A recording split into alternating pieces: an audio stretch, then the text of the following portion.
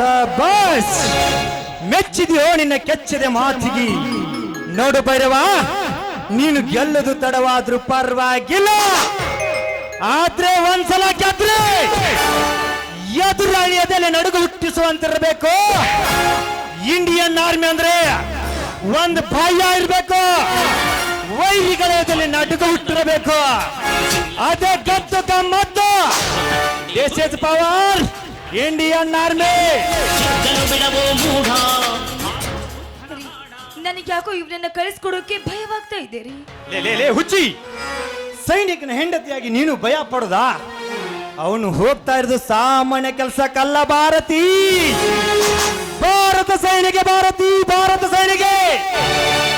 ಭಾರತಿ, ಕಾಡಿನಲ್ಲಿ ಹಲವಾರು ಗಿಡ ಮರಗಳು ಇದ್ದರೂ ಕೂಡ ಹುಚ್ಚಿ, ಅವೆಲ್ಲ ಶ್ರೀಗಂಧ ಮರ ಆಗಿ ಆಗುವುದಿಲ್ಲ. ಹಾಗೆ ಜಗತ್ತಿನಲ್ಲಿ ಸಾವಿರಾರು ನೌಕರಿ ಇದ್ರು ಕೂಡ ಅವೆಲ್ಲ ಇಂಡಿಯನ್ ಆರ್ಮಿ ಆಗೋದಿಲ್ಲ. ಸಾಹಿತ್ಯನವ್ರಿಗೆ ಆಸೆ ಇರಬಾರ್ದು, ಬದುಕ್ತನವ್ರಿಗೆ ಭಯ ಇರಬಾರ್ದು. ಹಾಗಲ್ಲ ರೀ, ಮೋಸದಿಂದ ವೈರಿಗಳು ಯಾವ್ದಾದ್ರೂ ಒಂದು ಕುತಂತ್ರ ಹೂಡಿ ಏನಾದ್ರೂ ಮಾಡಿಗಿಡರು ಅನ್ನುವ ಭಯ ರೀ ನನಗೆ, ಭಯ. ಹೊತ್ತಿಗೆ ನೀವೇನು ಭಯ ಪಡಬೇಡಿ, ನನ್ನ ಎದುರು ಮೀಸ ತಿರುಗಿ ಬಂದವರನ್ನೇ ಬಿಟ್ಟಿಲ್ಲ. ಅಂತದ್ರಲ್ಲಿ ಇನ್ನು ಮೋಸದಿಂದ ಬಂದ್ರೆ ಬಿಡ್ತೀನ? ಯಾತೇನೆ ಶಿವದು.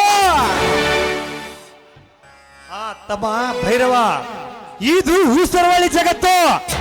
ಹೂವಿನಂತ ಮನಸ್ಸಿದ್ದರೆ ಸಾಲದು, ಸಿಂಹದಂತ ಗರ್ಜನ್ ಕೂಡ ಗೊತ್ತಿರ್ಬೇಕು. ಅಣ್ಣ, ತಾಯಿ ಕೊಟ್ಟಿರುವ ತುತ್ತೇ ತಿಳಿಸಿದ ತಾಯ್ನಾಡಿನ ಗತ್ತು.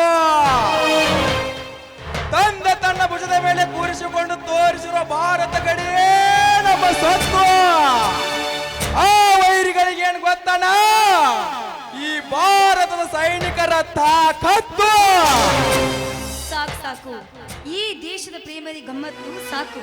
ಬನ್ನಿ, ಕೈಕಾಲು ಮುಖ ತೊಳೆದುಕೊಂಡು ಬನ್ನಿ, ಊಟಕ್ಕೆ ರೆಡಿ ಮಾಡ್ತೀನಿ, ಊಟ ಮಾಡು. ಅತ್ತಿಗೆ, ಊಟ ಮಾಡೋದಕ್ಕಿಂತ ಮುಂಚೆ ನಿಮ್ಮ ಕಂಠಸಿರಿಯಿಂದ ಒಂದು ಹಾಡನ್ನು ಹಾಡೋ ಆಧಾರ ಪಡದೆ. ಆಯ್ತಪ್ಪ, ನೀನ್ ಇಷ್ಟದಿಂದ